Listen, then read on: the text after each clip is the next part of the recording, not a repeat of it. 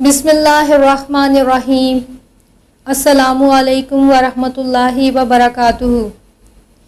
جی پیارے بچوں، امید ہے آپ سب خیریت سے ہوں گے۔ اللہ تعالیٰ سے دعا ہے اللہ تعالیٰ آپ سب کو ایمان اور صحت کی بہترین حالت میں رکھے اور آپ سب کو بہترین علم سیکھنے اور سکھانے والا بنا دے، آمین۔ جی پیارے بچوں، آج ہم پارہ نمبر 5 سے اللہ تعالیٰ کی پہچان حاصل کریں گے۔ پارہ نمبر 5 کو شروع کرنے سے پہلے ہم آل عمران کی ایک بہت ہی خوبصورت آیت 191 پر بات کرتے ہیں۔ آیت نمبر 191 کا ترجمہ یہ ہے: عقل مند لوگ اٹھتے، بیٹھتے اور لیٹتے ہر حال میں اللہ کو یاد کرتے ہیں۔ وہ زمین اور آسمان کی بناوٹ پر غور و فکر کرتے ہیں اور بے اختیار بول اٹھتے ہیں: اے ہمارے رب، تو نے یہ آسمان اور زمین اور سب کچھ بے مقصد یعنی بیکار، بغیر کسی وجہ کے فضول نہیں بنایا۔ تو پاک ہے اس سے کہ بے مقصد کچھ بنائے۔ پس اے ہمارے رب، ہمیں دوزخ کے عذاب سے بچا لے۔ جی پیارے بچوں، اس آیت سے پتہ چلتا ہے کہ اللہ تعالیٰ نے آسمان، زمین اور کائنات کی ساری نعمتیں کسی مقصد کے تحت بنائی ہیں، یعنی بغیر کسی وجہ کے نہیں بنائی۔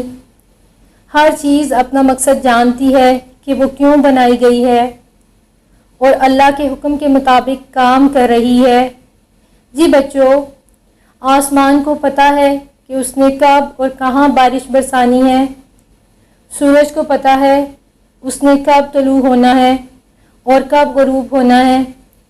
جی بچوں، زمین کو بھی پتہ ہے کہ اس نے کب کیا اگانا ہے اور کب کون سے خزانے یعنی سونا، چاندی، کوئلہ، گیس، پیٹرول اور انسان کی ضرورت کی دوسری چیزیں بنانی ہیں۔ جی پیارے بچوں، جب اللہ تعالیٰ نے کائنات کی ہر چیز کسی نہ کسی مقصد کے لیے بنائی ہے تو یہ کیسے ممکن تھا کہ کائنات کی بے شمار نعمتیں اور خزانے جس انسان کے لیے بنائے گئے ہیں وہ انسان بغیر کسی مقصد کے پیدا کر دیا جاتا، یعنی بلا وجہ اور بیکار، اور کسی کے پیدا کرنے کا کوئی مقصد ہی نہ ہوتا۔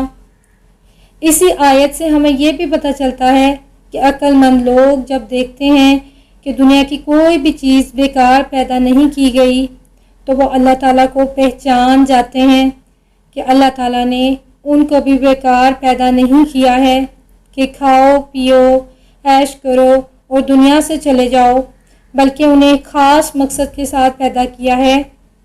انبیاء کرام بھیجے، کتابیں بھیجیں، ہدایت کا انتظام کیا۔ یہی وجہ ہے کہ عقل مند لوگ اپنی زندگی کے مقصد کو جاننے کے لیے کائنات پر غور و فکر کرتے ہیں، قرآن و حدیث سے اللہ تعالیٰ کی پہچان حاصل کرتے ہیں اور اللہ تعالیٰ کے ہر حکم پر عمل کرتے ہیں۔ اور بچوں، وہ اٹھتے، بیٹھتے اور لیٹتے ہر حال میں اللہ تعالیٰ کو یاد کرتے ہیں، شکر ادا کرتے ہیں، تسبیح کرتے ہیں، حمد کرتے ہیں۔ اللہ تعالیٰ سے دعا ہے اللہ تعالیٰ ہمیں بھی کائنات پر غور و فکر کرنے والا اور قرآن سے اپنی پہچان حاصل کرنے والا بنا دے، آمین۔ آئیے اب پارہ نمبر 5 سورۃ النساء کی آیت نمبر 82 کا ترجمہ دیکھتے ہیں۔ ترجمہ یہ ہے: کیا یہ لوگ قرآن پر غور و فکر نہیں کرتے؟ اگر قرآن اللہ کا نہیں بلکہ کسی اور کا کلام ہوتا تو اس میں بہت سے اختلاف ہوتے۔ جی پیارے بچوں، آپ کو معلوم ہے کہ ہر دور کے لوگ جو قرآن کو نہیں مانتے، قرآن پر شک کرتے ہیں اور اللہ کو ایک نہیں مانتے اور شرک کرتے ہیں اور حضرت محمد صلی اللہ علیہ وسلم کو آخری رسول نہیں مانتے ہیں، وہ لوگ کیا کہتے ہیں؟ جی بچوں، وہ کہتے ہیں کہ قرآن اللہ کی طرف سے نہیں ہے، جبکہ اللہ تعالیٰ اس آیت میں بتا رہی ہیں کہ قرآن صرف اور صرف اللہ کی طرف سے ہے اور ثبوت یہ ہے کہ اللہ تعالیٰ 23 سال تک مختلف حالات میں مختلف موقعوں پر مختلف مضامین پر بات کرتے رہے، لیکن کہیں کوئی بھی غلطی نہیں ہے اور کوئی اختلاف نہیں ہے۔ جی بچوں، بلکہ قرآن کا ایک حصہ دوسرے حصے کی وضاحت کرتا ہے اور اسے بیان کرتا ہے، بلکہ اللہ تعالیٰ کی معرفت اور پہچان حاصل کرنے کے لیے قرآن ایک جیتا جاگتا معجزہ ہے۔ جی پیارے بچوں، اس آیت سے یہ بھی پتہ چلتا ہے کہ اگر قرآن اللہ تعالیٰ کی طرف سے نہ ہوتا تو اس میں بہت سارے اختلاف ہوتے۔ ایک جگہ کہا جاتا کہ یہ کام کرو اور دوسری جگہ کہا جاتا کہ یہ کام نہ کرو، بلکہ آج سائنس کے زمانے میں قرآن کریم کی بہت سی آیات کے سچا ہونے کے ثبوت مل رہے ہیں۔ مثلاً فرعون کی لاش مل گئی ہے، قرآن پاک میں ذکر ہے کہ یہ قیامت تک کی نشانی ہوگی۔ نوح علیہ السلام کی کشتی مل گئی ہے، اس کا بھی قرآن پاک میں ذکر ہے۔ اور جن قوموں پر عذاب کے آنے کا قرآن پاک میں ذکر ہے، ان میں سے چند غرق شدہ بستیاں سیٹلائٹ سے نظر آ گئی ہیں، اور بھی بہت کچھ ہے۔ جی پیارے بچوں، قرآن کریم اللہ تعالیٰ کی طرف سے ایک بہت بڑی نعمت ہے۔ اس کا شکر ادا کرنے کے لیے اس کو تجوید اور تفسیر سے سیکھنا ہے، عمل کرنا ہے اور دوسروں کو بھی سکھانا ہے انشاءاللہ۔ آئیے بچوں، سورۃ النساء کی آیت نمبر 139 کا ترجمہ دیکھتے ہیں۔ ترجمہ یہ ہے، اور جو لوگ مسلمانوں کو چھوڑ کر کافروں کو دوست بناتے ہیں، کیا یہ مسلمان کافروں سے عزت حاصل کرنا چاہتے ہیں؟ حالانکہ عزت تو ساری کی ساری اللہ تعالیٰ ہی کے لیے ہے۔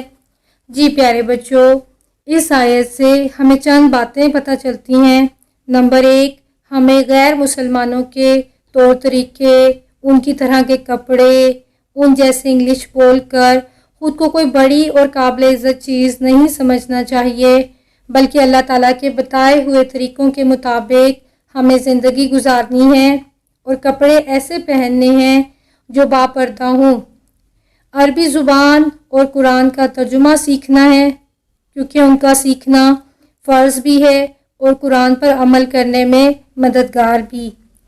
اس آیت سے دوسری بات یہ پتہ چلتی ہے کہ اللہ تعالیٰ کی ذات ہی صرف اس قابل ہے کہ اس کی سب سے زیادہ عزت کی جائے اور صرف اسی سے عزت چاہی جائے۔ لوگوں کو خوش نہ کیا جائے کہ وہ ہماری عزت کریں گے، اور ہمیں ہر کام صرف اور صرف اللہ تعالیٰ کو راضی کرنے کے لیے کرنا ہے، چاہے لوگ ناراض ہو جائیں۔